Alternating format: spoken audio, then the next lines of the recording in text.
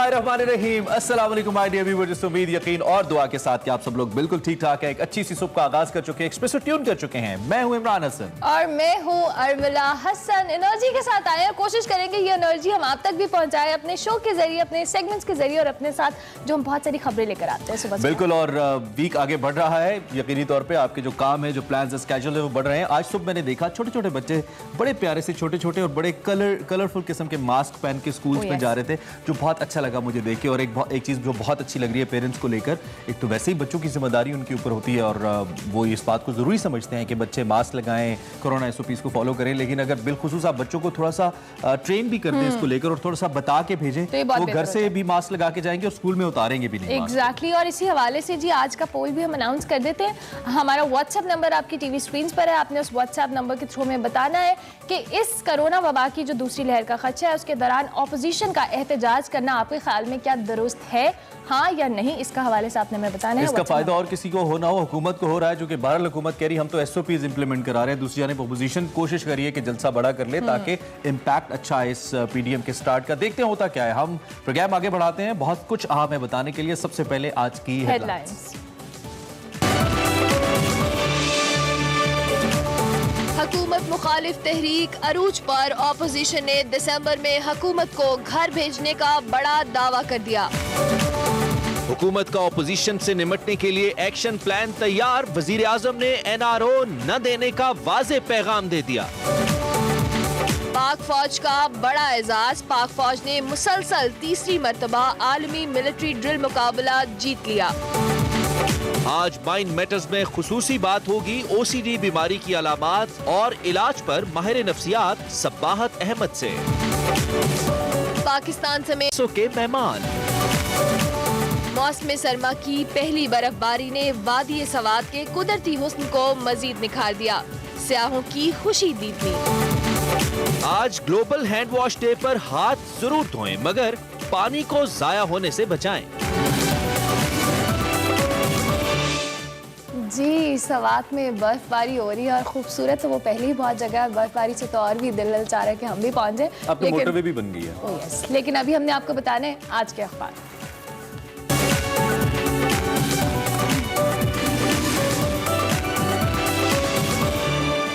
सबसे पहले रोजनामा एक्सप्रेस की हेडलाइन, कुछ भी हो जाए ओपोजिशन से मफावत नहीं होगी, कहना है वजीर आजम का। पहले ही कहा था लूट मार करने वाले इकट्ठे हो जाएंगे, जलसे करें या धरने दें, एनआरओ नहीं मिलेगा, ओपोजिशन खुद ही एक्सपोज होगी। ये तो वजीर आजम ने कहा, साथ ही उनका ये भी कहना है कि महंगाई जल्द कम होगी। With that super lead express की ओपोजिशन कायदीन के गुजरावाला में डेरे, जाती उम्रा सील करने का फैसला, कंटेनर्स पहुंच गए, कारकुनों की गिरफ्तारियों के लिए छापे, दहशतगर्दी और कोरोना का खतरा है, किसी नाखुशगवार वाक़े से निपटने के लिए सियासी इज्तिमात मनसूख करें, लाहौर पुलिस का इंतबा। ये हमारी टॉप स्टोरीज हैं अखबार की, डिटेल्स आप पढ़ सकते हो। और अब ट्रिब्यून में क्या है ये देखिए। जी, एक्सप्रेस ट्रिब्यून में government differs in wheat support price, ECC approves plan to book rupees 72.5 billion circular debit in budget of this fiscal year. The federal government has deferred a decision to increase the minimum wheat support price by 25% to rupees 1,745 kilogram for next crop. To this agreement among the federal minister and the provisional governments. This is from Express Tribune. आप details पढ़ सकते हैं express Tribune के website पर भी और newspaper. बिल्कुल, newspaper पर भी पढ़िए और साथ साथ बाखबर रहिए। हम आपको बताएंगे अब आज की बड़ी खबर।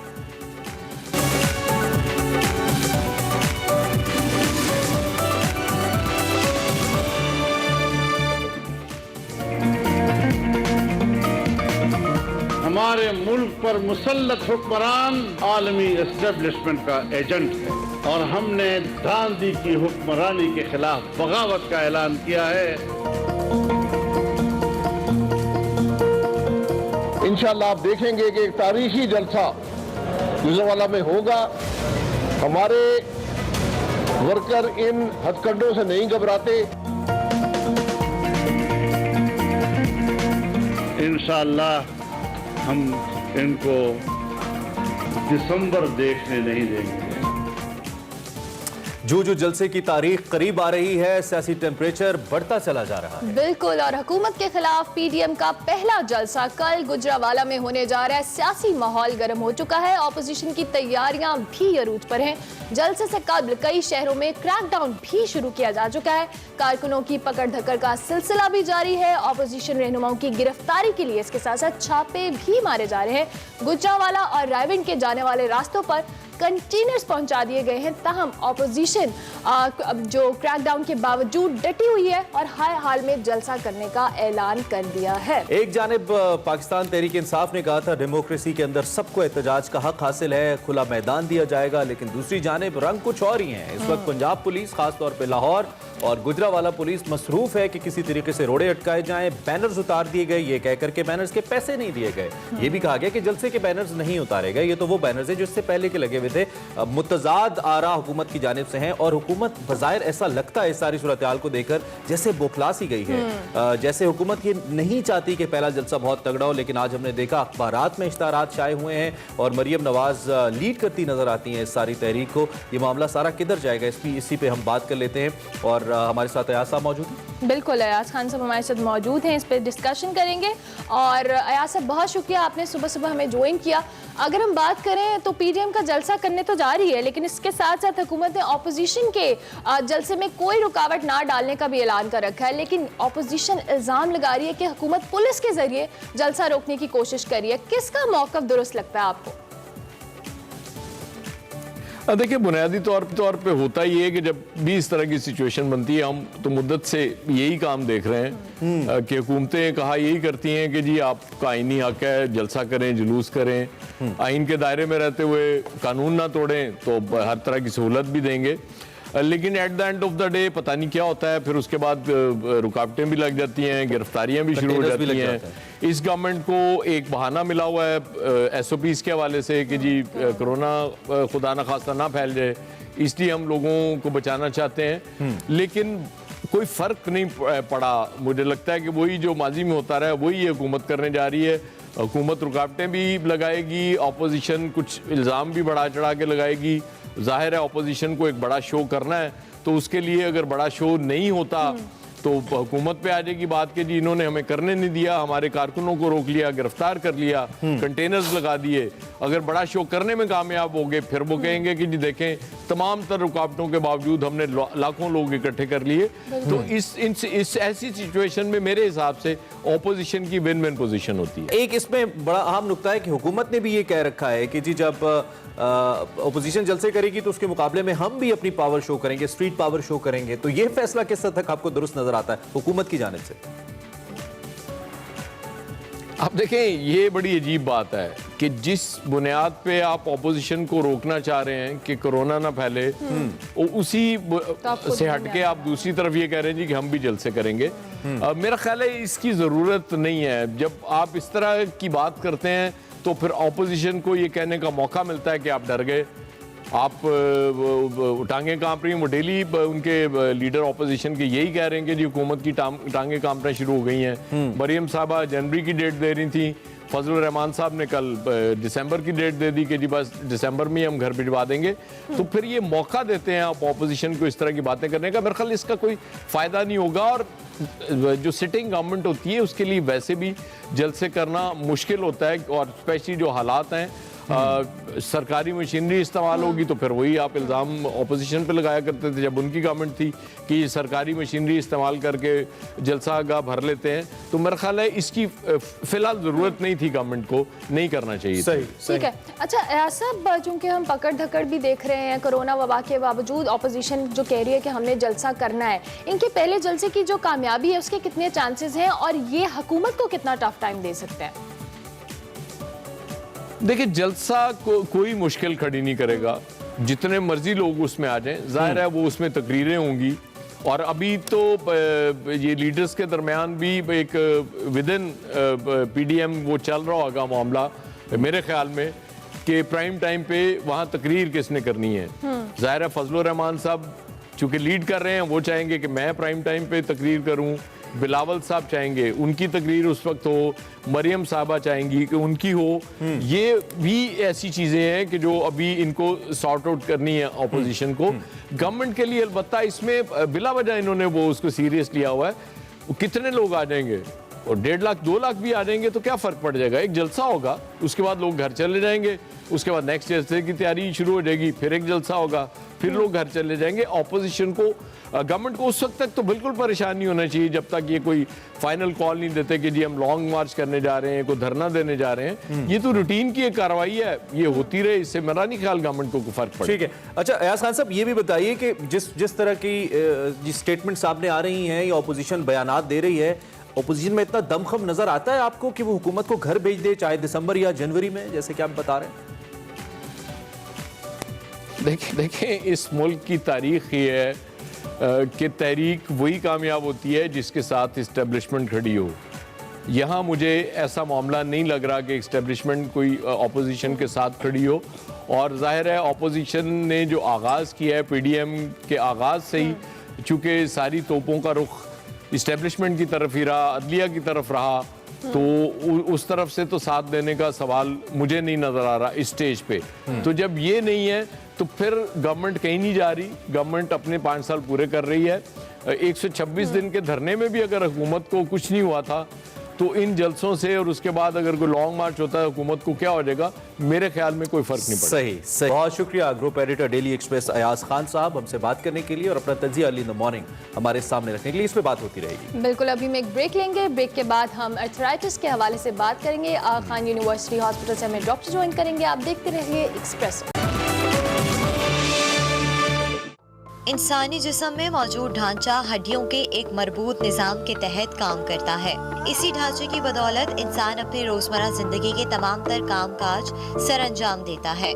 इंसानी कंधे, बाजू, टांगे, कमर यानी सर के नीचे के तमाम हिस्से इन्हीं हड्डियों पर मुश्तमिल होते हैं और इन्हीं हड्डियों के जरिए दिमाग से मिलने वाले सिग्नल्स की मदद से काम करते हैं। लेकिन इन हड्डियों में पैदा होने वाले छोटे छोटे मसाइल और मुख्तलिफ बीमारियां इंसान की नक्लो हरकत को न सिर्फ महदूद कर देती है बल्कि दर्द व तकलीफ का पेश खैमा भी साबित होती है, जिनमें जोड़ों और रीढ़ की हड्डी का दर्द और कई दर्दें शामिल हैं।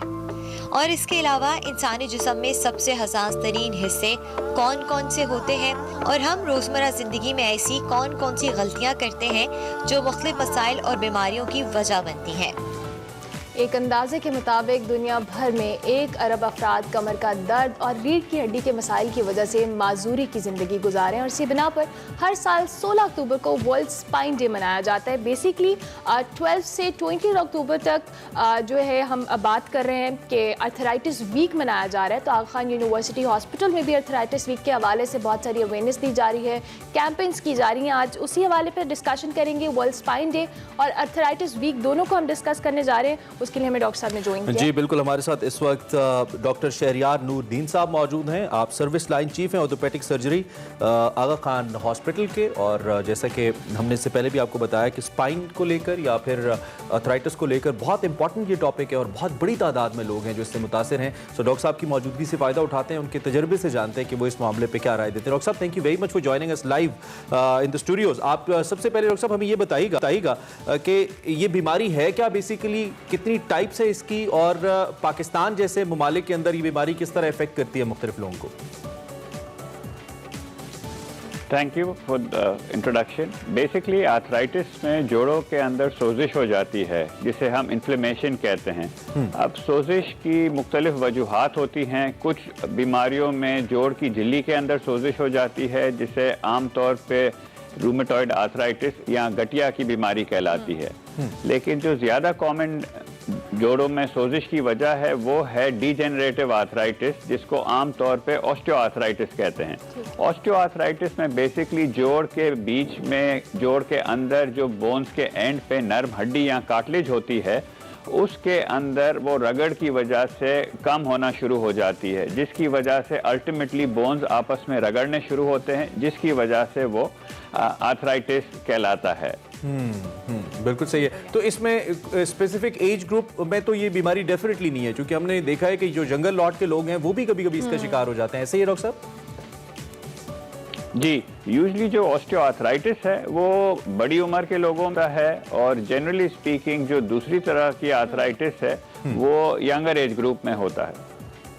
ठीक हो गया। अच्छा डॉक्टर साहब, हम अगर प्रिवेंशन की बात करें, ऑब्वियसली ये बीमारी ऐसी है कि इससे बहुत सारे लोगों को, जैसे हम बात कर रहे थे कि स्पाइन को लेकर या हड्डियों का दर्द है, बहुत सारे लोग बहुत मुश्किल सिचुएशन में फंस जाते हैं। प्रिवेंशन कितनी ज़रूरी है और किस तरह से की जा सकती है?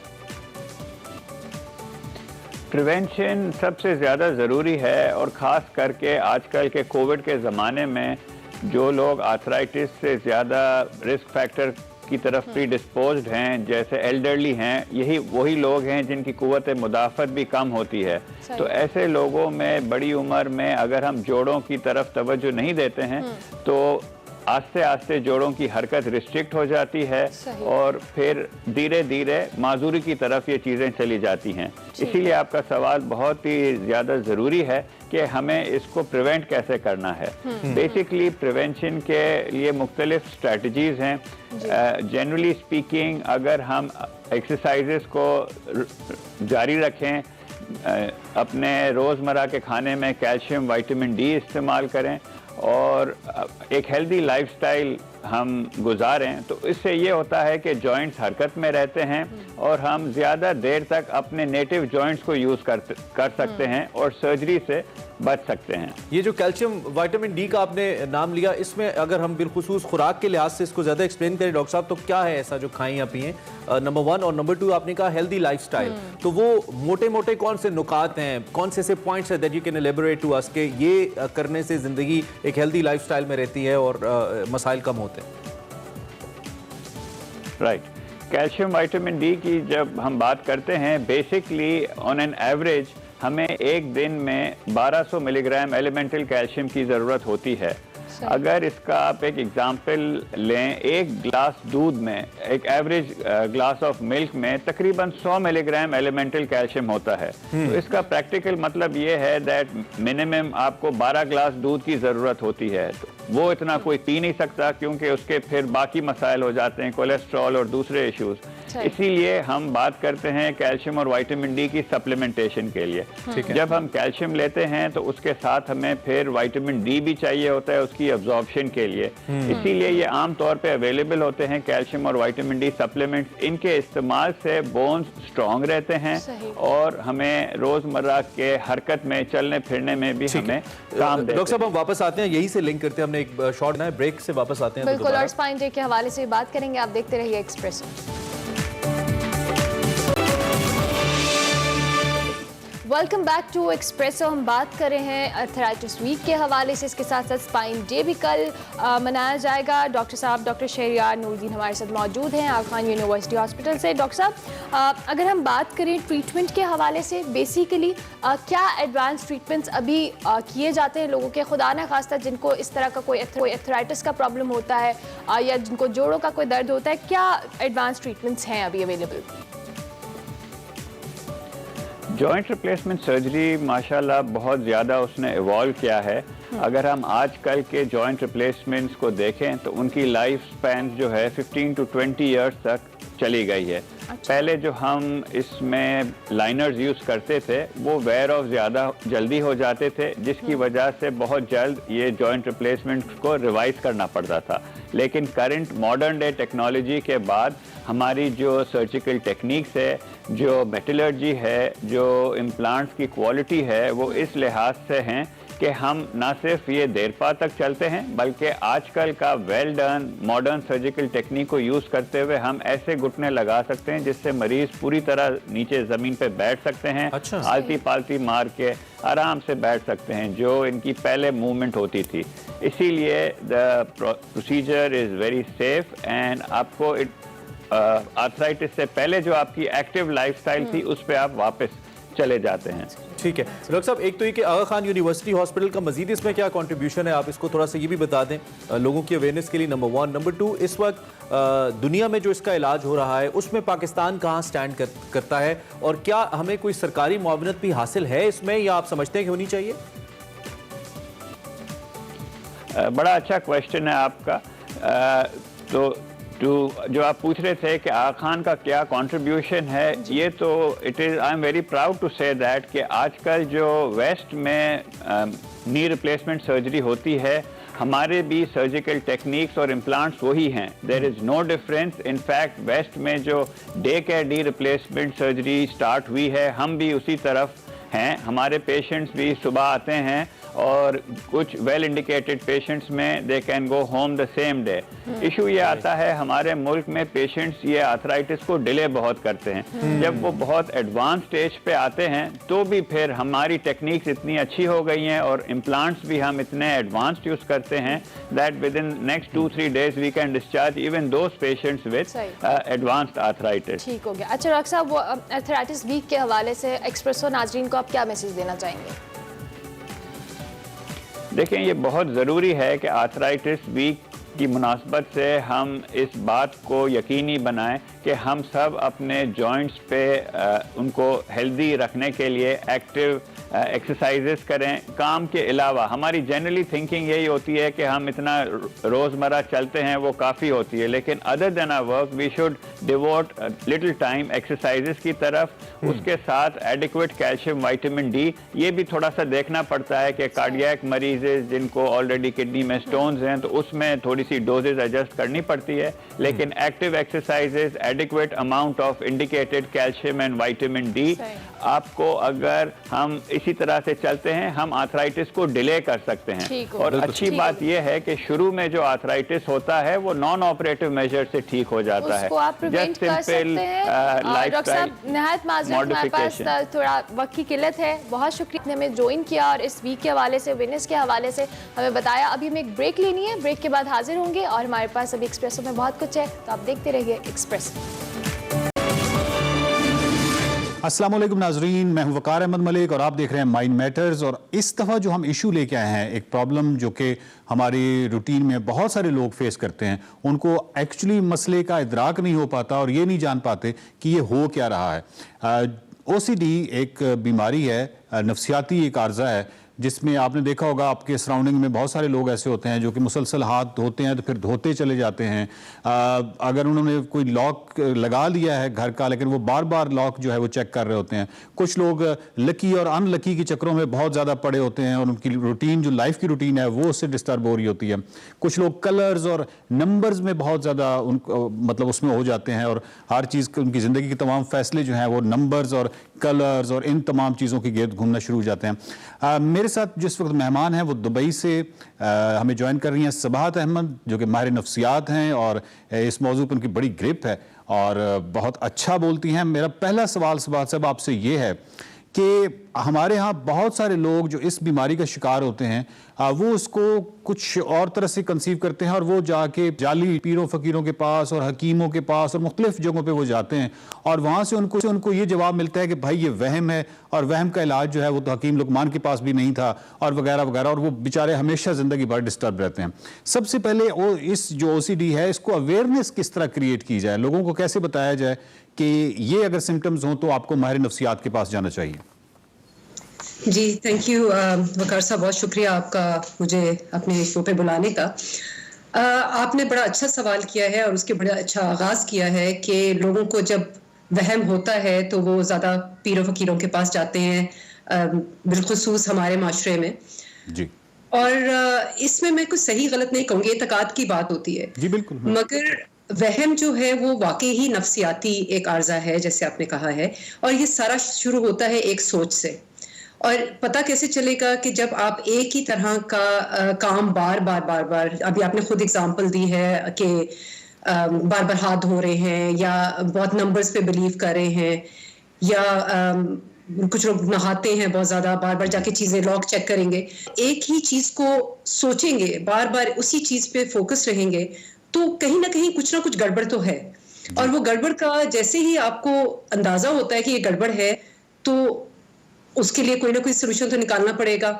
OCD एक नफ्सियाती आर्जा है, इसका इलाज बिल्कुल मुमकिन है और ये सिर्फ आपकी एक सोच से शुरू होता है। तो जैसी आपको वो सोच आना शुरू होती है तो आपको ये पता होना चाहिए कि मुझे कहीं ना कहीं कुछ गड़बड़ है जिसका मुझे अब इलाज कराना है। जितना लेट स्टेज पे बहुत सारे करेंगे लोग तो जो फिर हैं दवाइयां और ये वो चीजें- सिर्फ इस वजह से नहीं जा रहे होते माहिर नफ्सियात के पास कि उनको डर होता है कि वो कोई ऐसी मेडिसिन आपको दे देंगे जिससे आप एडिक्ट हो जाएंगे, और ये भी एक तरह का एक गलतफहमी पाई जाती है माशरे में।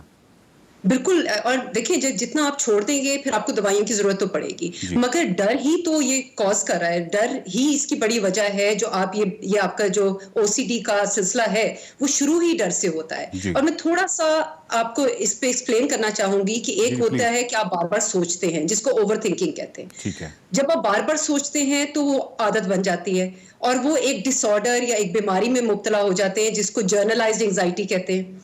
वो एक डिसऑर्डर बन जाता है। फिर वो अगर उसको भी आप ट्रीट नहीं करेंगे तो फिर वो आपकी ओसीडी बन जाती है, जिसमें आप बार बार वही बिहेवियर और वही जो आदत है उसको बार बार दोहराते हैं। सवाल साहब, हमारे माशरे में अमूमन क्योंकि सोशल सपोर्ट भी उस तरीके से मुयसर नहीं होती, अगर कोई ओसीडी का शिकार है, कोई खातून या मर्द, तो उसके हवाले से कोई ख़ास किस्म की एक माशरा राय डेवलप कर लेता है कि शायद इसको कोई ज़हनी तौर पे मतलब ये कोई पागल हो गया है या पागल हो गई है, या इसके अलावा कोई वहम की बीमारी है, या इस पर जन्नात का साया है, या इस तरह की बहुत सारी चीज़ें। तो ये भी एक थोड़ा सा प्रॉब्लम है सोशल सपोर्ट का भी, क्योंकि मतलब वो मजीद एक तो ऑलरेडी वो एंजाइटी का शिकार है, मजीद वो परेशान कुन जो उसके एनवायरनमेंट है उसको मजीद मेरे ख्याल है उस तरफ धकेल देता है। देखिए ये तो टैबू है और शुरू से है, मगर आप और हम आपके प्रोग्राम के तवसत से या और जितने भी आजकल अवेयरनेस कैंपेन्स चल रही हैं उनसे ये आगाही बढ़ाने की कोशिश कर रहे हैं कि जहनी जो थोड़ी सी बीमारी, मैं बीमारी का लफ्ज नहीं यूज करना चाहती क्योंकि बीमारी नहीं है, मगर आपको जो जहनी दबाव है वो उसी तरह ही है जैसे आपको दांत में दर्द होता है या कोई जिस्मानी बीमारी होती है। और इस वक्त बहुत सारी जिस्मानी बीमारियां जो हैं वो आपके जहन की, आपकी सोच की पैदावार है, जिनको हम साइकोसोमैटिक कहते हैं। तो जब आपका जहन दबाव का शिकार है तो आपको फिजिकली उसके साइंस नजर, उसके आपको निशान नजर आना शुरू हो जाते हैं कि किसी के पेट में दर्द शुरू हो जाती है, किसी के सर में दर्द शुरू हो जाती है, कोई ओसीडी का शिकार हो जाता है। तो जब आपको उसके फिजिकल साइंस नजर आना शुरू हो जाते हैं तो फिर वो उस वक्त वो कंडीशन, वो सोच आपके हाथ से बाहर निकल गई है। मुझे ये बताइएगा कि ये जो थॉट्स होती हैं जिनको ऑब्सेशन है या जो कंपल्शन बिहेवियर का, इसमें कुछ सेल्फ हेल्प भी की जा सकती है, यानी सेल्फ हेल्प के तौर पे भी कोई बंदा जो है वो अपने आप को भी ठीक कर सकता है, या इसके लिए आप रिकमेंड करेंगे कि नहीं उसको हर सूरत में किसी माहिर नफ्सियात के पास ही जाना चाहिए? देखिए जैसे पहले कहा कि डिपेंड करता है कि किस स्टेज पे वो रिकग्नाइज करते हैं। अगर वो शुरू में ही उनको पता चल गया कि मैं यार बार बार इस बारे में कुछ सोच रहा हूँ और मुझे सोचना नहीं चाहिए, मगर मैं बार बार लॉक चेक कर रहा हूँ या बार बार मैं स्त्री को जाके चेक कर रहा हूँ, या जो भी बिहेवियर वो बार बार रिपीट कर रहे हैं, तो एक्सेप्ट जब कर लेते हैं कि हाँ मुझे कोई इशू है, तो सबसे पहले जैसी वो सोच आती है, थोड़ा सा सांस लेने का जो एक तरीका होता है कि आप नाक से अंदर लें और आहिस्ता आहिस्ता बाहर निकालें, जिससे आपके स्ट्रेस हार्मोन्स या केमिकल इम्बैलेंस जो बॉडी में होता है, या जो सोच का एकदम से एक जो हमला आवर हो जाती है सोच, वो काम डाउन कर जाती है। उसके अलावा एक तरीकाकार होता है डिस्प्लेस करने का, कि आपको अगर सोच आ रही है तो कहें कि अच्छा मैं इसको ना थोड़ी देर के लिए पोस्टपोन कर देता हूँ, कि मैं इसके बारे में अभी नहीं सोचता, थोड़ी देर के बाद सोचता हूँ, तो वो उतनी देर में आप फिर किसी और काम में बिजी हो जाते हैं तो वो सोच आप धकेल देते हैं, या उसको आप रिप्लेस करें किसी और पॉजिटिव थॉट के साथ। अब अगर किसी को ये आदत है कि वो दिन में 20 दफा पहले ही नहा रहा है तो वो तो ये काम नहीं कर सकता, उसको तो माहिर के पास जाना ही पड़ेगा। और फिर हम कॉग्निटिव बिहेवियर थेरेपीज हैं या जिसको सीबीटी कहते हैं, बहुत सारे लोग सीबीटी से आगाह हैं कि वो क्या होती है। फिर हम जो काम करते हैं वो ये है कि आपकी जो न्यूरो पाथवेज हैं जिनकी वजह से ये बिहेवियर बन रहा है उसको ऑब्स्ट्रक्ट करते हैं, उसको तोड़ते हैं और उनको फिर हम एक मुस्बत सोच के साथ रिप्लेस करते हैं ताकि वो पैटर्न जो है वो खत्म हो जाए। और जाहिर है आप जैसे हम जैसे लोग मौजूद हैं कि अगर वो थोड़ा सा गाइडेंस लेना चाहते हैं तो हमें सिर्फ एक कॉल या मैसेज करने की जरूरत है तो हम गाइड कर सकते हैं। जी बिल्कुल, बहुत शुक्रिया सवाद साहब। नाज़रीन, बात यह है कि जो माहिर नफ्सियात होता है इसके वाले से जो भी स्टिग्मा सोसाइटी में, इससे निकलने की ज़रूरत है आपको। अगर आप ये समझते हैं कि माहिर नफ्सियात कोई पागलों का डॉक्टर है तो ये गलत बात है, बल्कि वो आपकी क्वालिटी ऑफ लाइफ को बेहतर करता है, म्यार ज़िंदगी को बेहतर करता है, आपको जो भी मसाइल होते हैं वो ख़त्म करके आपकी ज़िंदगी को बेहतर रवा करता है। हर वो चीज़ जो आपकी ज़िंदगी की रूटीन में रुकावट बन रही होती है उसको रुकावट को हटाता है। तो ये एक बड़ी खूबसूरत बात है कि कोई भी ऐसे सिम्टम्स जो आप समझते हैं कि आपकी रूटीन जो है लाइफ की वो डिस्टर्ब हो रही है तो आपको यकीनन माहिर नफ्सियात के पास जाना चाहिए। बहुत शुक्रिया, देखते रहिए mind matters. Welcome back to Expresso. दूसरा घंटा हमारे शो का शुरू हो चुका है। पाव पैक किस्म का शो है और हम जब हेडलाइंस के बाद आते हैं तो ज्यादा एनर्जी के साथ वापस आते हैं। बिल्कुल कोशिश करें कि जिस तरह फर्स्ट आवर के अंदर हमने थोड़ा इन्फॉर्मेटिव रखा अपने शो को, अब थोड़ा सा एंटरटेनिंग रखें। उसके साथ साथ आपको पता चलता रहे कि आपकी सुबह बहुत अच्छे से गुजर रही है।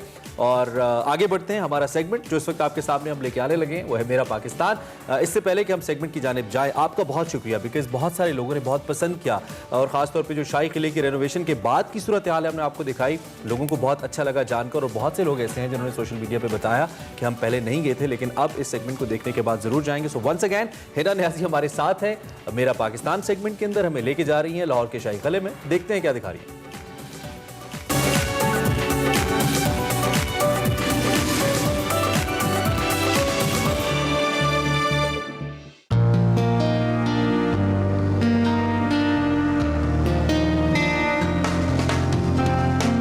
नाज़रीन, वैसे तो लाहौरी शाही किला बहुत बार आ चुके हैं, लेकिन इसके पीछे फैक्ट्स क्या हैं, लेगेसी क्या है और ये जगह किस तरह से इवॉल्व हुई, वजाहत साहब की ज़बानी सुनते हैं। जी वजाहत साहब, बताइएगा इस जगह के बारे में कुछ।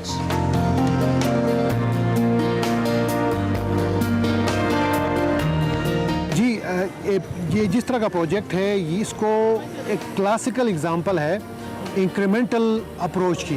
बिल्कुल इस तरह का प्रोजेक्ट कभी भी वन गो में बनता नहीं है। बिल्कुल सही बात। यहाँ पे 1950s में एक आर्कियोलॉजिकल डिग हुआ है जहाँ पे हम बैठे हैं करीबी। जी जी जी, जी। यहाँ पे इस सतह से 30 फीट डेप्थ पे हमें ह्यूमन सेटलमेंट के आसार मिलते हैं फ्रॉम 5th सेंचुरी AD। तो एक बात तो तय है कि ये साइट जो है कोई 1500 साल से तो यहाँ पे है।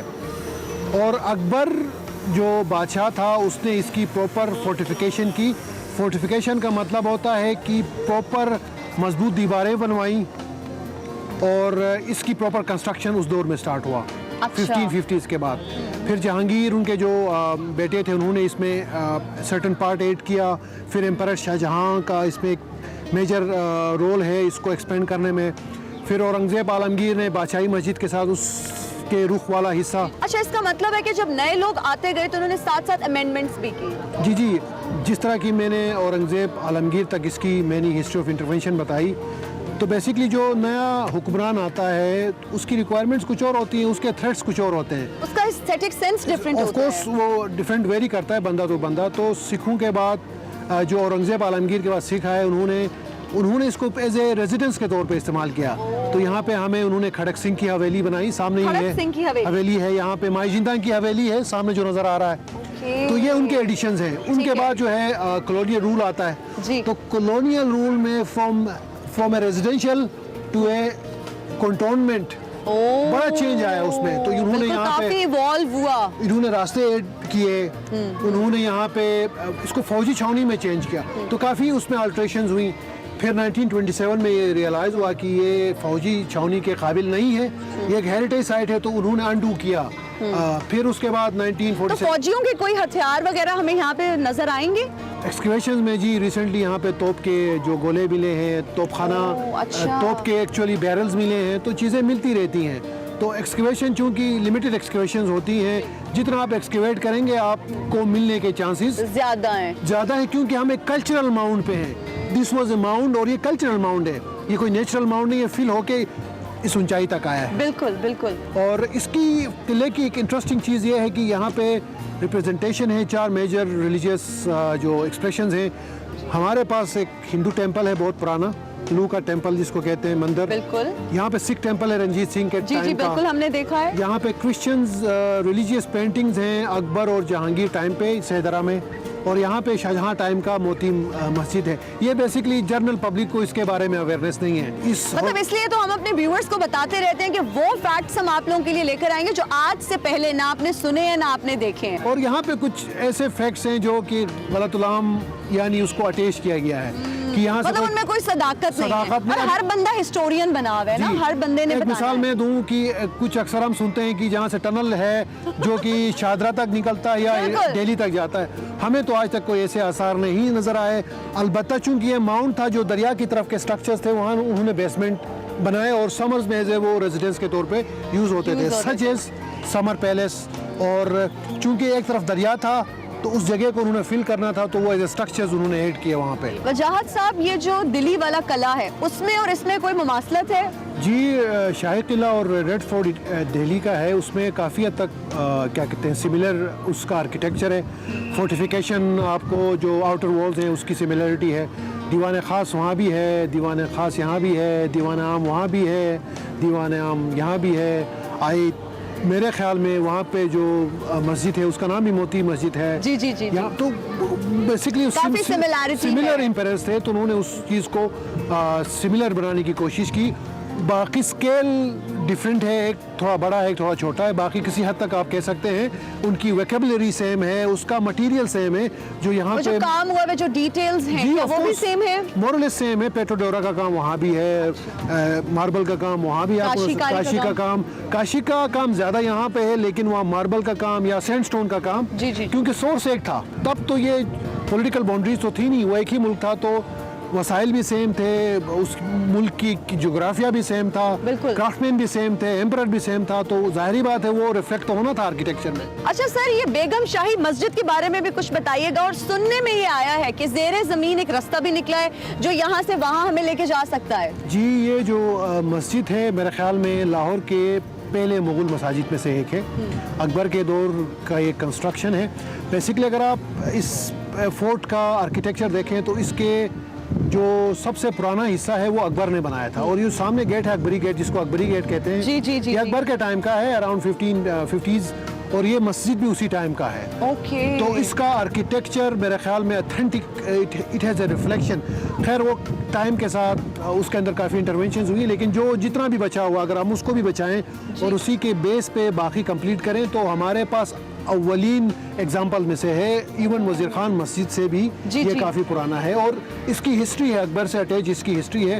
और 5 साल तो मुझे हुए इस प्रोजेक्ट पे काम करते हुए, मैंने कोई रास्ता तो देखा नहीं। अच्छा। लेकिन मैंने अगेन ये कहा कि जितना हम इसको फिजिकली एक्सप्लोर करें तो चीजें निकलती रहती हैं, बिल्कुल। कुछ ना कुछ नया सामने आता रहता है। जनरल परसेप्शन जो है कि यहाँ से टनल्स निकलते हैं, मेरे ख्याल में वो सही नहीं होगा। सर, जो आप प्रिजर्वेशन का काम करें, रेस्टोरेशन का काम करें, इसके क्या फायदे हैं? जी, ये जो सब्जेक्ट है हिस्टोरिकल प्रिजर्वेशन, ये रिलेटिवली न्यू सब्जेक्ट है, लेकिन हम अल्लाह का जितना भी शुक्र अदा करें बहुत कम है। हमारे पास जितने वसाइल हैं हेरिटेज के, उसको हम प्रॉपरली प्रिजर्व करें, उसको टूरिज्म के लिए यूज़ करें, तो किसी हद तक अपने सोशो इकोनॉमिक जो कॉन्स्टेंट्स हैं उसको हम ख़त्म कर सकते हैं। Since I represent Aga Khan development network, तो his highness the Aga Khan का विजन है कि वो इस कल्चर को ट्रम्पलिन ऑफ डेवलपमेंट कहते हैं। यानी कल्चर एक जंपिंग पैड देता है आप इन तमाम मसाइल को हल करने का।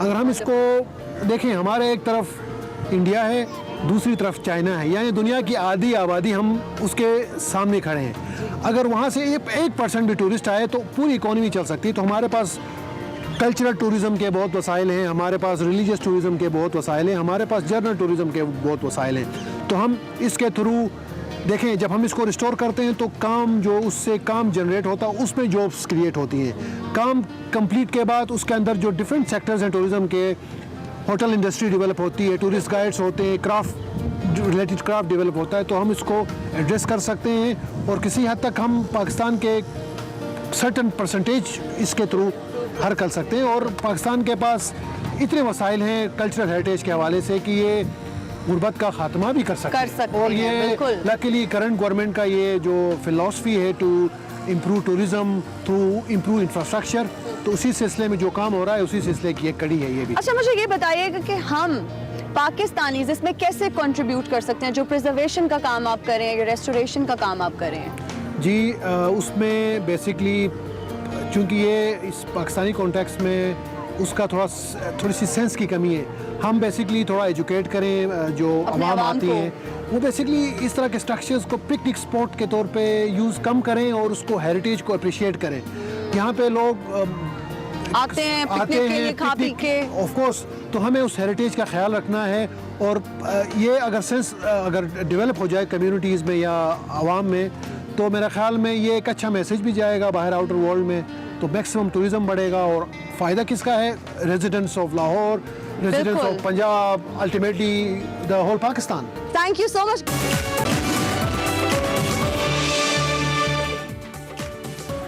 Welcome back to Express. और अब बात करेंगे बहुत ही एक बाहिम्मत नौजवान की। दुनिया में बहुत सारे लोग मेहनत करके अपना नाम कमाते हैं, बहुत से लोग प्लानिंग करके अपनी मंजिल हासिल करते हैं, लेकिन आज हम आपको ऐसे बाहिम्मत नौजवान से मिलवा रहे हैं जिसको अपना नाम पैदा करने के लिए जिस शोबे का इंतखाब करना पड़ा वहाँ उन्हें हर कदम पर और हर सिंह पर खतरात का सामना करना पड़ा। बिल्कुल, और बहुत कम ऐसे शौक है जो आप सोचते हैं कि आपने करना है, वो पैशन आपका प्रोफेशन बनता है और उसमें आप नाम कमाते हैं, और जो लोग ऐसा कर जाते हैं वही सबसे मुनफरिद नजर आते हैं। हमारे साथ इस वक्त यासीन अली मौजूद हैं। एक तो ये कि इनके करियर का पहला मॉर्निंग शो जिसमें अपेयर हो रहे हैं, नंबर 1, लेकिन इनकी स्किल्स की हम अगर बात करें जो आपको हमारी टीवी स्क्रीन पर विजुअल्स में भी नजर आ रही हैं और आती रहेंगी, ये वॉल क्लाइंबिंग करते हैं। दुनिया में मुनफरिद काम है जो बहुत सारे एथलीट्स भी नहीं कर पाते, और ये ऐसा शौक है जो बहुत सारे लोग बतौर शौक भी नहीं कर पाते।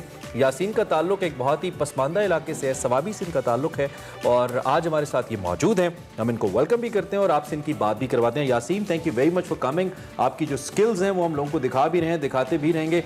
कैसा लग रहा है आज एक्सप्रेसो में आके? हमें तो आपसे मिलकर बहुत अच्छा लग रहा है। थैंक यू सो मच, और मुझे भी बहुत अच्छा लगा ये एक्सप्रेस मॉर्निंग शो में मैं पहली दफ़ा इंटरव्यू दे रहा हूँ, तो मुझे बहुत खुशी फीलिंग हो रही है कि thank you so much express news का। मैं बहुत ज़्यादा शुक्रिया अदा करता हूँ। You most welcome. और आप देखते भी थे एक्सप्रेसो? ये हमें बता दीजिए। मैं एक्सप्रेसो देखता भी, मेरा फेवरेट शो है ये। पहले मैं आप दोनों का मॉर्निंग शो एक्सप्रेस है ना बहुत ज़्यादा देखता हूँ, माशाल्लाह बहुत अच्छा लगते हैं मुझे। ये प्लाटेड तारीफ नहीं है। अच्छा यासीन, अब सबसे पहले तो हमें ये बताएं कि ये आपको शौक पैदा कैसे हुआ, क्योंकि आप बता रहे थे कि जिस सिचुएशन में आप रहे हैं उसमें अपने शौक की तकमील करना हमेशा की तरह मुश्किल होता है, तो आपके लिए कितना मुश्किल रहा होगा? मेरे लिए तो बस ये शौक की बात होती है कि मैं बेसिकली बहुत गरीब घराने से ताल्लुक़ रखता हूँ, तो मैं गया था पिंडी मजदूरी करने के लिए। अच्छा। जहाँ पे आप सवाबी से आए हैं वहाँ पे तो इतना ओबियसली ऐसी कोई सहूलियात है भी नहीं, और आपने कहा कि आपकी फैमिली भी इतनी वेल ऑफ नहीं है। अच्छा, ये भी बताइए हमें कि जब ये आपने करना शुरू किया तो आपको कब ये लगा कि अब ये मुझे शौक से आगे एज प्रोफेशन करना है, जिससे मैं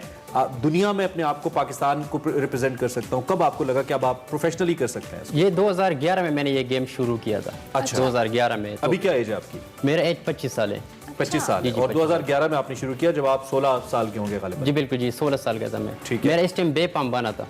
अच्छा। जी बेम पाम बना था। उसने मुझे जॉब दिए कि आप बहुत अच्छा क्लेमिंग करते तो हम आपको अपने साथ रखते हैं क्लेमिंग में। इसके बाद फिर मैं सुनादन गैस में भी जॉब करता हूँ। सुनादन गैस के नज़रों में आया हूँ मैं। ठीक है। तो इसकी वजह से गवर्नमेंट पाकिस्तान की तरफ से, SNGP की तरफ से मैं अल्हम्दुलिल्लाह रशियन भी की हूँ। अच्छा, तो उधर भी जी रशियन में, उधर भी अल्हम्दुलिल्लाह एक अजरबैजान का प्लेयर है, उसको मैंने हराया है। जबरदस्त। अच्छा यासीन, ये बताएं, क्योंकि ये नो डाउट एक डिफिकल्ट टास्क है क्लाइंबिंग करना, उसके लिए फिटनेस और ये सारी चीज़ें बड़ी ज़रूरी होती हैं, तो आप हमेशा से इस चीज़ को लेके कॉन्शियस थे, या आपने जब इसको इख्तियार किया एज अ प्रोफेशन तब आपने अपनी फिटनेस पे भी ज़्यादा जोर दिया?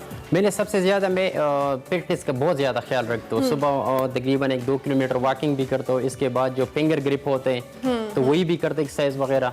तो फिटनेस का मैं बहुत ज़्यादा ख्याल रखता हूँ। फिंगर ग्रिप के लिए क्या कोई आपके पास इंस्ट्रूमेंट्स हैं ऐसे, या खुद से आप करते हैं? कैसे? वो सर इसकी वजह से हम करते हैं ना कि इसके साथ ये फिंगर मजबूत होते हैं, क्योंकि क्लेमिंग में सबसे ज़्यादा जो आपके यूज़ होते हैं वो फिंगर यूज़ होते हैं। अगर आपका फिंगर मजबूत ना हो तो फिर आप क्लेमिंग नहीं कर सकते। अच्छा, अभी यासीन हमें बता रहे थे कि आम दीवार पे भी, स्ट्रेट दीवार पे भी चढ़ सकते हैं। स्टूडियो की दीवार पे भी? हाँ, मतलब लेकिन ये बहुत मुश्किल काम है, इट्स वेरी स्ट्रेट वॉल, तो आप किस तरह से मैनेज? मैंने तो अपना अल्हम्दुलिल्लाह स्टेमिना रखे। अगर मुझे गवर्नमेंट पाकिस्तान की तरफ से मुझे स्पॉन्सर मिल जाए, जो बुर्ज खलीफा है जो 165 मंजिल है, एक अमेरिकन ने उसको बुर्ज खलीफा, जी बिल्कुल सर। अच्छा, वो एक आप क्लाइंब करना चाहते हैं? जी मैं क्लेमिंग करना चाहता हूँ। अगर मुझे किसी इदारे ने भी सपोर्ट कर ली इंशाल्लाह, या मुझे अपने इदारे ने कर लोगे आपको लगता है? मैं बिल्कुल खलीफा है, मैं कर सकते सर, आराम से कर सकते हो। एक अमेरिकन है सर, इसका 55 एज है उसका। अच्छा। उसने वो टॉप कर दिए। अच्छा। लेकिन वो सबसे ज्यादा उसने जो ना स्पोर्ट है रस्सी की। अच्छा, जो इसका मुकाबला होता है यासीन, इस मुकाबले का फैसला कैसे होता है? मतलब आपकी स्ट्रेंथ से या ताकत से जो जजेस होते हैं फैसला करते हैं, या टाइम के लिहाज से फैसला होता है कि किसने जल्दी क्लाइंब किया? पॉइंट्स कैसे मिलते हैं आपको? ये सर क्लेमिंग के 3 रूट होते हैं। एक टेक्निकल क्लेमिंग होते हैं, वो टेक्निकल में आपकी बाजू में जितनी दम है तो आप वो कर सकते हैं, इसमें छोटे छोटे ग्रिप लगे होते हैं। एक सर IPFC स्पीड क्लेमिंग होते हैं, जिसके वर्ल्ड कप होते हैं। वर्ल्ड कप टेक्निकल भी होते हैं और स्पीड क्लेमिंग भी होते हैं। उसमें दोनों चीजें देखी जी। अभी जो वर्ल्ड रिकॉर्ड है सर, आजकल ईरान के एक प्लेयर है अली रजा नाम है उसका, वो 5 सेकंड में करते हैं। 5 सेकंड में क्या? 5 सेकंड में वो टॉप करते हैं। 50 स्पीड वो क्लेमिंग वाला, 50 फुट 5 सेकंड में करता है। 5 सेकंड में वो करते हैं। मेरा सेकंड है सर 8 सेकंड तक है। अगर मुझे इंशाल्लाह सपोर्ट मिले इंशाल्लाह। अपनी कंपनी से मैं बार बार रिक्वेस्ट करता हूँ, गवर्नमेंट पाकिस्तान की तरफ से करता हूँ। तो मैं ये कौम से अपने कौम से ये वादा करना चाहता हूँ कि इंशाल्लाह मैं 3 महीने में वर्ल्ड रिकॉर्ड तोड़ूंगी इंशाल्लाह। आप 5 सेकंड से भी कम टाइम में आप इंशाल्लाह मार सकते हैं। बिल्कुल सर, ये मैं कौम से वादा करता हूँ। मुझे ये बताएं, क्योंकि ये स्पोर्ट नो डाउट बहुत मुश्किल है, इंटरेस्ट कितना आप अपने, क्योंकि अभी आप सिखाते भी हैं जी, तो कितना इंटरेस्ट देखने में आ रहा है, लोग इसमें कितनी दिलचस्पी लेते हैं? लोग तो अल्हम्दुलिल्लाह तकरीबन मेरा 35-40 शागिर्द है। अच्छा। इसमें लड़कियां भी है, लड़की भी है, छोटे बच्चे भी है, तो वो अल्हम्दुलिल्लाह मैं उसको अच्छी तरह गाइड करता हूँ, अच्छी तरह उसको ट्रेनिंग देता हूँ। तो लोगों में खुद जो ना शौक आते, जज्बात है। अगर किसी ने प्रोफेशनली करना है इसको जी जी, तो वो किस उम्र से शुरू करे? यानी कि अगर वालिदैन देख रहे हैं और अपने बच्चों को करवाना चाहते हैं जी जी, तो किस बेहतरीन एज ग्रुप कौन सा है जिस उम्र से इसको शुरू कर देना चाहिए? आपने तो 16 साल की उम्र में किया। जी जी, 16 साल। इसका जो बेहतरीन एज है ना, तो वो 6 साल का बच्चा है ना, 6 साल से लेकर तकरीबन ये 50 साल तक आराम से कर सकते। तो 6 साल से जो ना स्टार्ट हम करते हैं बच्चों को। ठीक है, तो अभी इसमें इंटरनेशनल कॉम्पिटिशंस के हवाले से आप बात कर रहे हैं, तो क्या इसमें बहुत ज्यादा पैसे चाहिए, खर्चा होता है? अगर आपको भिजवाया जाए, सपोर्ट किया जाए, कितना क्या इसमें रिसोर्सेज इस्तेमाल होते हैं जो आपको चाहिए? अगर आपको कोई देख रहा है तो आपको सपोर्ट करें। जी जी, मुझे अगर कोई सपोर्ट करे ना, तो इसमें मैक्सिमम जब अभी 2021 में इंशाल्लाह ओलंपिक्स वर्ल्ड कप आने वाले हैं, तो मैं गवर्नमेंट से रिक्वेस्ट करता हूँ कि मुझे स्पॉन्सर, जी जी इंशाल्लाह हिस्सा ले सकते हो सर। तो मैक्सिमम तकरीबन 25-30 लाख रुपए लग जाते हैं आराम से। खवातीन के हवाले से कितना ट्रेंड है? क्या लड़कियां भी वॉल क्लाइंबिंग करना चाहती हैं? अगर करती हैं तो सही करती हैं? खवातीन में क्या इसका आप स्कोप देखते हैं मुस्तकबिल में? खवातीन तो माशाल्लाह बहुत आगे है। हमारा जो पाकिस्तानी खवातीन है इसमें जो, बस यही सुनना चाहती थी मैं, खवातीन बहुत आगे है। पाकिस्तानी खवातीन है, एक हमारे साथ ऐशा है, वो स्टूडेंट है हमारा, मैं उसको ट्रेन करता हूँ। मैंने उसके बैग में कम से कम 4-5 ईंटें भी रखे। मैंने बोला आपने ये क्लेमिंग करके दिखाया। रख के आपने उनको कहा कि आपने क्लाइंब? मैंने बोला क्लेमिंग आपने करना। उसने तकरीबन 20 फीट तक किए, लेकिन ये इसकी वजह से हम ईंटें रखना चाहते बैग की कि ये फिंगर हमारा मजबूत हो जाए। तो अभी मैं तकरीबन 6-7 ईंटें बैग। मसल्स का कितना रोल है इसमें? यानी कि आपके बाजू की मजबूत होने का, because you have to bear your own, आपने अपना वजन बर्दाश्त करना है जब आप ऊपर जा रहे हैं। तो ये जितने भी हम ऊपर जाते हैं ना क्लेमिंग करते हैं, इसमें ओवरहैंग भी होते हैं। तकरीबन ये क्लेमिंग वाले तो ये इस तरह ओवरहैंग भी आते हैं। ठीक है, तो इसमें जो स्ट्रॉन्ग मसल के लिए ना ये सबसे बेस्ट है। तो ये स्पाइडरमैन, सॉरी मैं एक सवाल यासिन, इसमें इंजरी के चांसेस कितने होते हैं? गिरने के चांसेस, गिरने या इंजरी के, क्योंकि बहुत टेक्निकल के साथ चलना पड़ता है। अल्हम्दुलिल्लाह मेरे तकरीबन 8-9 साल से मैं क्लेमिंग करता हूँ। ये इसका जो सामने देखते हैं ये रस्सी जो क्लेमिंग दिखाएं हमें कैमरे पे, ये क्लेमिंग रस्सी है। मैंने थोड़ा सा सैंपल उठाए। ठीक है, ये मैक्सिमम 3000 केजी बर्दाश्त करते हैं। 3000 केजी बर्दाश्त कर सकते हैं। इसके फिर इसके बाद हार्नस हम पहनते हैं, फिर इसके बाद क्लेमिंग के शूज़ है, ये क्विकड्रा वगैरह, ये गिगरी है। खुदा ना खास्ता हम क्लेमिंग करते हैं और हम ऑटोमेटिकली गिर जाए तो ये ऑटोमेटिकली लॉक करते हैं। ये सारा जो सामान है ये सारा स्पेन, जर्मनी और फ्रांस से मंगवाते हैं। ठीक है, ये सारा इंपोर्टेड है, सारा इंपोर्टेड है, बिल्कुल इंपोर्टेड। ठीक है, ठीक है। तो ये तो महंगा सामान है, ये पूरी किट, ये पूरा किट, ये हार्नस मेरे ख्याल में 12,000 के। फिट्जल कंपनी ये भी फ्रांस बनाते हैं। ये गिगरी तकरीबन 16,000। और ये पाकिस्तान में दस्तयाब है या मंगवानी पड़ती है वहाँ से? ये पाकिस्तान में बेसिकली सर नहीं है, वो हम बाहर से मंगवाते हैं। तो क्या कोई स्पाइडरमैन फिल्म देख ली, स्पाइडरमैन देख लिया? मेरा बहुत ज्यादा शौक है, अगर मुझे गवर्नमेंट पाकिस्तान स्पॉन्सर कर लिए इंशाल्लाह, तो मैं ये इंशाल्लाह ये अपने कौम से वादा करते कि वर्ल्ड रिकॉर्ड भी तोड़ूंगा जो बुर्ज खलीफा है इंशाल्लाह, इसको भी टॉप करके जाऊंगा और अपने पाकिस्तान का झंडा इंशाल्लाह लहराऊंगा। जो लोग आपको देख रहे हैं इस वक्त, जो नौजवान यंगस्टर्स, वैसे तो आपके शागिर्द भी आप सिखाते भी हैं, उनको क्या मैसेज देंगे एक्सप्रेसो के प्लेटफॉर्म से उसको मैं गेम को लेकर? जी, इस गेम को मैं ये मैसेज करना चाहता हूँ अपने भाइयों को कि आप लोग जिस फील्ड पे भी हो, जो भी आप गेम करो, तो आप लोगों ने पीछे नहीं हटना है। मुझे बहुत लोगों ने बोले यासीन इस गेम को छोड़ो, ये आपको कोई पैदा नहीं दे रहे, लेकिन मैं अल्हम्दुलिल्लाह जितनी लोगों ने मुझे बोले ना, तो मेरा और जज्बा पड़ जाता है, मेरा और शौक पड़ जाता है। तो मैं जितनी भी खवातीन है या बॉयज़ है, इसको मैं ये कहना चाहता हूँ कि इस गेम पे आज इंशाल्लाह इसको फॉलो करो, तो ये सबसे बड़ी खुशी की बात है। और हम ये मुझे भी जज्बाएंगे, मेरे भी बहुत दिल का ख्वाहिश है। हमने तकरीबन 30-35 साल यासीन आप इसी तरह से कामयाब हो, जो आपकी ख्वाहिश है बुर्ज खलीफा के ऊपर जाने की और उसके साथ साथ ओलंपिक्स में पार्टिसिपेट करने की, वो पूरी हो। हमारे प्लेटफॉर्म से, एक्सप्रेसो के प्लेटफॉर्म से जो लोग आपको देख रहे हैं, हम उनसे कहेंगे कि इतने टैलेंटेड बच्चे को आप मौका दें, अगर वो हमें रिप्रेजेंट कर सकता है पाकिस्तान को, और पाकिस्तान का नाम दुनिया भर में रोशन कर सकता है। जाके सेल्फी जरूर लीजिएगा आप इंशाल्लाह। अभी हम एक ब्रेक लेंगे, ब्रेक के बाद हाजिर होंगे, आप देखते रहिए एक्सप्रेसो। इनफैक्ट ताज़ा तरीन अपडेट है जो आप तक पहुंचा देते हैं, वो है पाकिस्तान डेमोक्रेटिक मूवमेंट के हवाले से, जिसने पहले कहा था कि हुकूमत उनको जलसे की इजाज़त नहीं दे रही है। सो पीडीएम को जिनाह स्टेडियम गुजरांवाला में जलसा करने की इजाज़त मिल गई है। और चलें साथ में इंतजामिया। ये चैलेंज भी किया है कि आप ये जिन्ना स्टेडियम भर के दिखाएं। ये शिबली फराज साहब ने कहा है कि आप ये स्टेडियम भर के दिखाएं, चैलेंज कर बैठे हैं वो। अच्छा खैर, हम अगर बात करें इंतजामिया और पीडीएम रहनुमाओं के दरमियान 28 नुकाती मुआहिदा तय पा गया है। पीडीएम के मरकजी रहनुमा मरियम नवाज, बिलावल भुट्टो और मौलाना फजलुर रहमान समेत दीगर रहनुमा खिताब करेंगे। इस 28 पॉइंटेड जो मुआहिदा एग्रीमेंट है, इसके मुताबिक आईनी इदारों के खिलाफ कोई तकरीर नहीं की जाएगी। जलसे का वक्त दोपहर 3 से रात 12 बजे तक मुकर्रर किया गया है। एसओपीज को मद्देनजर रखा जाएगा। बगैर मास्क और सैनिटाइजर के कोई कारकुन जलसगाह में दाखिल नहीं होगा और वॉक थ्रू गेट्स भी दाखिली और खारजी रास्तों पर नस्ब किए जाएंगे। ओपोजिशन, अब आप ये स्टेडियम भर के दिखाएं, हुकूमत दिखाएं। और ये अभी तक की ताज़ा सूरत हाल थी जो हमने आपको बताई। अब जरा हम आते हैं अपनी हेल्थ एंड फिटनेस की जाने पर। हेल्थ एंड फिटनेस में क्या है भी आपको बताते हैं।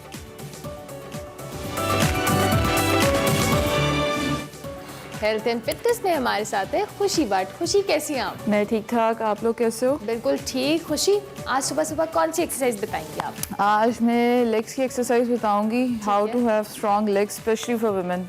ओके, अभी हम वॉल क्लाइंबिंग की बात कर रहे थे तो मेरे ख्याल से ये अच्छा है। या I love wall climbing as well. I think I did it one time. बेहतरीन है, आप हमें जरा बताएं। Okay, do 5 minutes of warm up before the workout.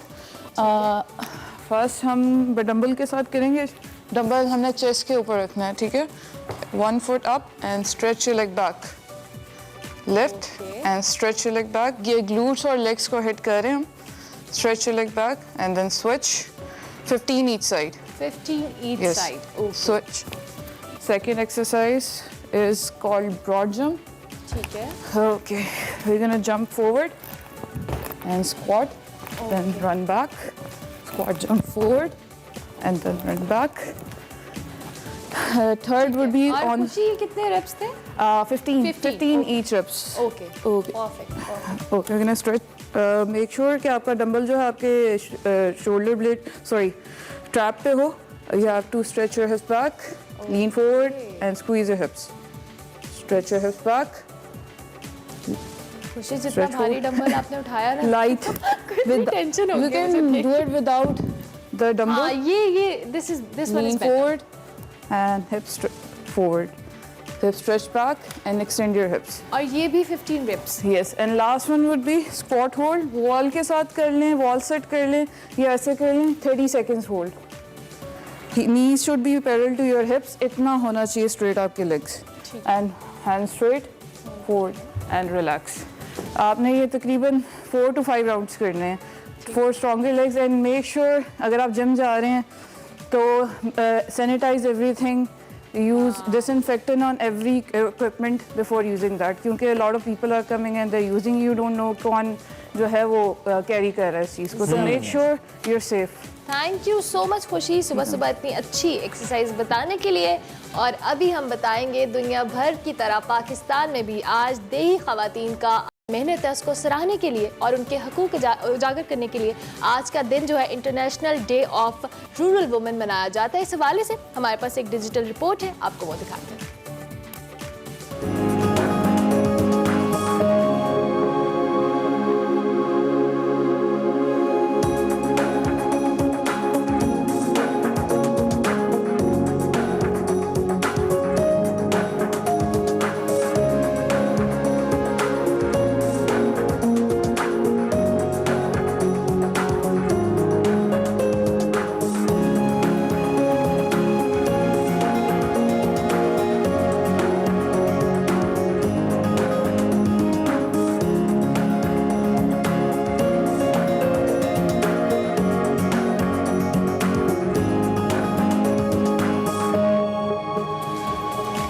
दही खवातीन का आलमी दिन है। हम खराज तहसीन पेश करते हैं, जो कि दही खवातीन बहुत ज़्यादा मेहनत करती हैं। उनकी मेहनत की वजह से बहुत सारे मामला चल पाते हैं आगे, पाकिस्तान जैसे ममालिक में खास तौर पे।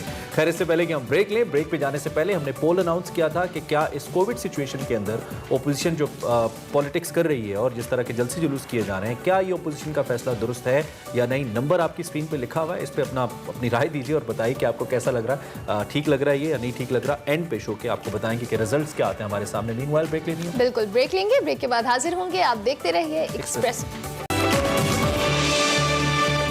Welcome back to Express. तो बिल्कुल लास्ट हमारे पास 2 से 3 मिनट्स हैं, जल्दी जल्दी 2-3 चीजें इंपॉर्टेंट बतानी है। सबसे पहले बात कर लेते हैं हम स्पोर्ट्स में क्रिकेट की, और क्रिकेट में मिसबाह उल हक की दबाव बर्दाश्त नहीं कर पाए हमारे मिसबाह उल हक, और उन्होंने इस्तीफा दे दिया। इस वक्त चीफ सेलेक्टर के ओहदे से कोच बरकरार रहेंगे। उन्होंने कहा जी 2 साल में जो कि सीरीज होनी है उसके ऊपर फोकस करना चाहता हूं, इसलिए मैं इस ओहदे पे बरकरार नहीं रहना चाहता, चाहे मैं गोइयां शायद मोहम्मद अकरम ये सीट संभाल लें। अच्छा जी, मैच की बात हो रही है, क्रिकेट की बारी, तो जो कल का मोहम्मद रिजवान विकेट कीपिंग नहीं कर रहे थे और उन्होंने फील्ड के अंदर कैच पकड़ा। क्या कमाल कैच पकड़ा, जबरदस्त Rizwan, we are proud of you. आगे बढ़ते हैं हम, चूंकि टाइम कम है। पोल हमने आपको बताया था, व्हाट्सएप के ऊपर आपकी राय हम तक पहुंची। हमने कहा था कि कोविड सिचुएशन के अंदर ओपोजिशन का जलसे जुलूस करना क्या आपके ख्याल में दुरुस्त है या नहीं है? 55% आप में से ये समझते हैं कि दुरुस्त नहीं है। एसओपीज का ख्याल रखना चाहिए और एहतियात करनी चाहिए, शायद यही आपका फोकस है माय डियर व्यूवर्स, तो बहुत अच्छी बात है।